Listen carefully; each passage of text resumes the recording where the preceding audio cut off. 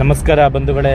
ಇದು ನಮ್ಮ ಕರ್ನಾಟಕ ರಾಜ್ಯ ನಾಚಿಗೆಟ್ಟ ಸಂಗತಿಯ ಒಂದು ವಿಷಯ ಅಂದ್ರೂ ತಪ್ಪಾಗೋದಿಲ್ಲ. ಯಾಕೆಂತಂದರೆ ಇವತ್ತು ಸರ್ಕಾರಿ ಆಸ್ಪತ್ರೆ KR ಆಸ್ಪತ್ರೆಯಲ್ಲಿ ಒಂದು ಪೇಷಂಟ್ನ ಪಕ್ಕದ ವಾರ್ಡಿಗೆ ತಗೊಂಡು ಬರಬೇಕು ಅಂತಂದರೆ ಅಲ್ಲಿ ವರ್ಕ್ ಮಾಡೋಂಥವ್ರಿಗೆ 50-100 ಕೈ ಕೊಡಲೇಬೇಕು. ಇಲ್ಲ ಕೆಳಗಡೆ ಒಂದು ಸ್ಕ್ಯಾನಿಂಗ್ಗೆ ಬರ್ಕೊಟ್ರೆ ಕೆಳಗಡೆಗೆ ತಂದರೆ 150 ರೂಪಾಯಿ, ಮತ್ತೆ ಪುನಃ ಮೇಲ್ಗಡೆ ಕರ್ಕೊಂಡೋದ್ರೆ 50 ರೂಪಾಯಿ. ಕೊಟ್ಟಿಲ್ಲ ಅಂದರೆ ಆ ಪೇಷಂಟ್ ಕಥೆನೇ ಮುಗೀತು ಅಂತ ಅನ್ಕೋಬೇಕು.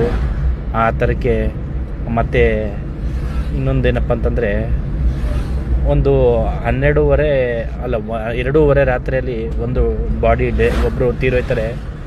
ಆ ಪೇಷಂಟ್ನ ಹಾಸ್ಪಿಟಲ್ ಒಳಗಡೆ ಅಂದರೆ ಅವ್ರ ವಾರ್ಡಿಂದ ಬಾಡಿನ ಹೊರ್ಗಡೆ ನೋಡಿ ಎಂಟ್ರೆನ್ಸ್ ಏನಿದೆ ಹಾಸ್ಪಿಟಲ್ ಎಂಟ್ರೆನ್ಸು ಅಲ್ಲಿಗೆ ತಂದು ಕೊಡಬೇಕು ಅಂತಂದರೆ 500 ರೂಪಾಯಿ ದುಡ್ಡು ಕೊಡಬೇಕು. ಸಮಾಜ ಹೆಂಗೈತೆ? ಅಲ್ಲಿ ತಂದೆನೋ ಕಳ್ಕೊಂಡು ಮಗು ಅಳ್ತೈತೆ, ಗಂಡನ ಕಳ್ಕೊಂಡು ಒಂದು ಹೆಂಗ್ಸ್ ಅಳ್ತೈತೆ. ಅಲ್ಲಿ ಕಣ್ಣೀರು, ಮಾನವೀಯತೆ, ಮೌಲ್ಯಗಳಿಗೆ ಬೆಲೆನೇ ಇಲ್ಲ. ಬರೀ ಹಣಕ್ಕೆ ಮಾತ್ರ ಬೆಲೆ ಜಾಸ್ತಿ. ಆಯಿತಾ?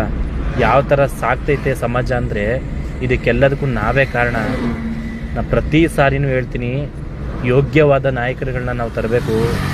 ಅಯೋಗ್ಯರನ್ನ ತಂದು ಅವ್ರ ಕೆಳಗಡೆ ಯೋಗ್ಯವಾದರನ್ನ ನಿಲ್ಲಿಸ್ತೀನಿ ಅಂದರೆ ಅದು ಆಗೋದಿಲ್ಲ.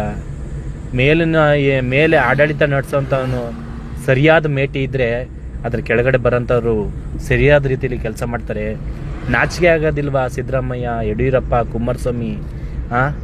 ಏನು ಮಾಡ್ತಾಯಿದ್ದೀರಾ ನೀವು?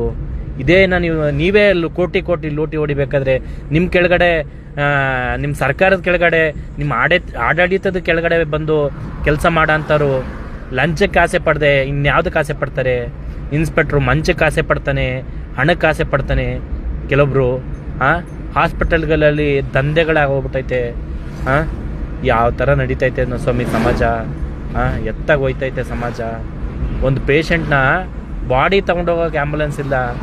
ಆ ಬಾಡಿ ತೊಗೊಂಡೋಗ್ಬೇಕು ಅಂದರೆ ಅಲ್ಲೂ ಅಷ್ಟು ಜನನ ಹಾಕೋಬೇಡ, ಇಷ್ಟು ಜನನ ಹಾಕೋಬೇಡ, ಅಷ್ಟು ಜನನ ಕರ್ಕೊಂಡೋಗಲ್ಲ. ಎಲ್ಲ ಏನು ಸ್ವಾಮಿ ಇದು ನಿಮ್ಮ ಗುಂಡಾಗಿರಿ ರಾಜಕೀಯದಲ್ಲಿ? ಜನಗಳಿಗೆ, ಜನಸಾಮಾನ್ಯರಿಗೆ ಹೇಳೋದೇನೆಂದರೆ ಯೋಗ್ಯವಾದರನ್ನ ಆಯ್ಕೆ ಮಾಡಿ ಸ್ವಾಮಿ ದಯವಿಟ್ಟು. ಇವತ್ತು ನಮ್ಮದೇನೋ ಸತ್ತೋಯ್ತು, ಆದರೆ ಮುಂದಿನ ಪೀಳಿಗೆ ನಮ್ಮ ಮಕ್ಕಳುಗಳು, ಅವ್ರ ಮಕ್ಕಳು ನಮ್ಮನ್ನು ಕ್ಯಾಕರ್ ಸುಗಿಬಾರ್ದಲ್ವಾ? ಯಾಕೆಂತಂದರೆ ತಪ್ಪು ನಾವೇ ಮಾಡ್ತಾ ಇರೋದು.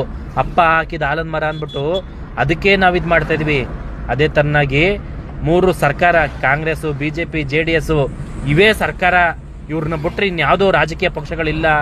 ಇವರೇ ನ್ಯಾಯವಾದವರು, ಇವರು ಯೋಗ್ಯವಾದವರು ಅಂತ ನಂಬ್ಕೊಂಡು ನೀವು ಅವತ್ತಿಂದ ಇವತ್ತಿನವರೆಗೂ ಈ 3 ಪಕ್ಷದ ಅಯೋಗ್ಯರುಗಳಿಗೆ ನೀವು ಓಟ್ನ ಗುಂಡು ತುಂಡು ಹೆಂಡಕ್ಕೆ ಮಾರ್ಕೊಂಡು ಇಡೀ ಸಮಾಜದ ವ್ಯವಸ್ಥೆನೇ ಬದಲಾಯಿಸಿದ್ದೀರಾ. ಅವ್ಯವಸ್ಥೆ ಆಗೋಗ್ಬಿಟ್ಟಿದೆ.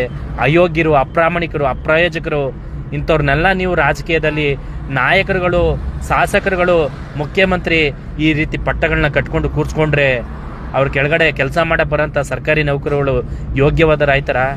ಸರಿ, ಅವ್ರು ಯೋಗ್ಯವಾದರಾಗಬೇಕು ಅಂತಂದರೆ ಇವತ್ತು ಸರ್ಕಾರಿ ಕೆಲಸ ಸಿಗಬೇಕು ಅಂದರೆ ಅವರು ಲಂಚ ಕೊಡಬೇಕು.